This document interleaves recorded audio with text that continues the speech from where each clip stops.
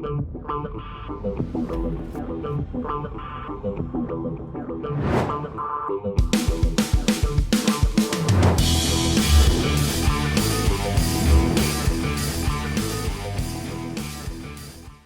up, my fearless networking friend? Todd Falcone here with another episode today. So, there are a few things that really fully irritate me. I don't know, what do we call them? Pet peeves, or things that just gnaw at you.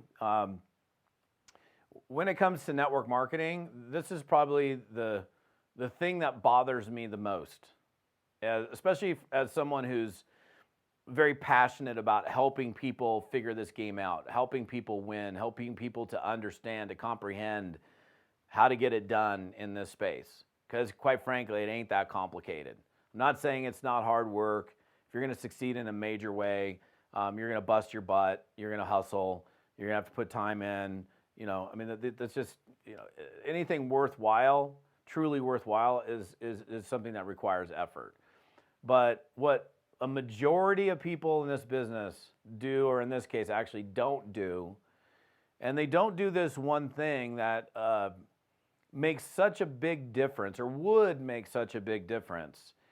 And I've talked about it time and time and time and time and time and time and time and time again. That's how many times, that many times. And the a lot of times when I do videos like this, it's based on conversations or experiences that I had most recently, and it's like my inspiration, if you will, to talk about a particular subject. So I had a conversation the other day with someone around this very subject, and the dude's super frustrated.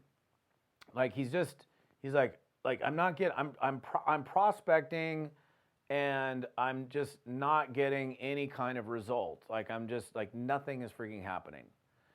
And I'm like, okay, so we did a short-term coaching arrangement, and I coached him, and he wanted specific coaching on prospecting, because he was saying he was doing the work, but that he was not getting the result. And I'm hearing him, and he's terrible.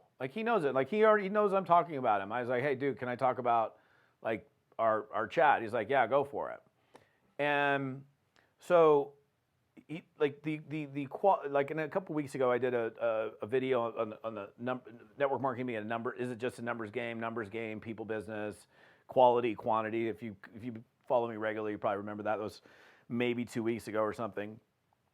But he's doing the numbers, and he's been in the game for a little while. But I asked him point blank. I said, how much time do you actually set aside to work on improving yourself? And he's like, I don't spend any time. I'm like, dude, okay. So I listened to one of his a recording from one of his calls. I'm like, okay, so let's talk about this call. What can you pick up on that? And he said, well, I asked the guy a question, and then I started to just talk over him. I'm like, oh, I'm good. You picked just from your own recording. You just picked up on something. That in fact, he was doing it every single time. Constantly, he'd ask a person a question, and then he would cut him off mid-sentence. Not even mid-sentence. He would just ask a question, they start answering, and he'd cut him off, which is so rude, right? And shows the person that you don't really care what the hell they have to say. And just his everything. There's more. I'm not going to go into all the things on it. Fortunately, we've had a chance to work on a few items. But I'm like, dude, you need to spend some time actually working on getting better, not just doing it and going through the motions and expecting to get better. And the reason this is, I guess, irritating for me is because I've taught on it for so long, and there's still so many people that just don't spend any time practicing their craft. They're like, I'm just expecting to get better, but I'm not actually working on getting, I'm doing nothing to get, yeah, you can get better by doing something through the act of doing it that should help you to improve, but that's not the only way you're going to improve. If I just played golf and just went out on the golf course, if I did it frequently enough, I suppose I could make some improvements on the course which is not really where I want to try to make my improvements. I want to try to make those improvements off the course, so when I'm on the course, I'm playing better golf. And it's just like everything that you're good at in your life, like anything that you do, like let's just take sports, for example, since I brought up golf. Every single sport that's ever been played, every sport, whether it's soccer, football, tennis, baseball, hockey, swimming, diving, whatever.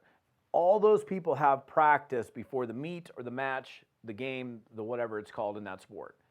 And in practice is what prepares you and readies you for the game. And everyone knows that in sports. You're not on a soccer team and you're like, just show up on Sunday and let's run around and chase the ball around. We know what the heck we're doing. They work on it. The practice is what prepares you for the game. So yes, a majority of people in this business, and I'm asking you, like, how much time do you dedicate to practice? Have you built practice into your culture? Have you built a way of doing things when it comes to teaching and training where you're teaching people how to, and they're actively engaged and working on developing those skills rather than, it's one thing to sit at a seminar and take notes or read a book, but it's a totally different thing. I'm like, hey, you play the prospect, I'll play the distributor. Let's go through let's role play. And it's like so few people do it, but they, if they played a sport, they knew that's what helped them play the game better, but then they're here. Why would you think that it wouldn't help you play your game better here? And so he finally had a level of enlightenment, which is beautiful, but it's frustrating. It's frustrating for me to see so many people that are wanting to improve but not working on improving. So look at yourself, look at your habits, look at where you're at. If you want to get better, are you working on getting better? That's the bottom line, okay? And I can promise you this, the more you practice, the more opportunities that you're going to have for improvement. The more improvement you have, the better the result that you're going to have. That's just how it works. So if you're on my YouTube channel, what's up? Love you guys. Appreciate you. If you're on my podcast, love you guys too. Hey, the rest of the details on this episode and other great things to help you build your network marketing, direct selling business right here at toddfalcone.com/episode 220. That's this episode, TODDFALCONE.com/episode 220. We'll see you next time.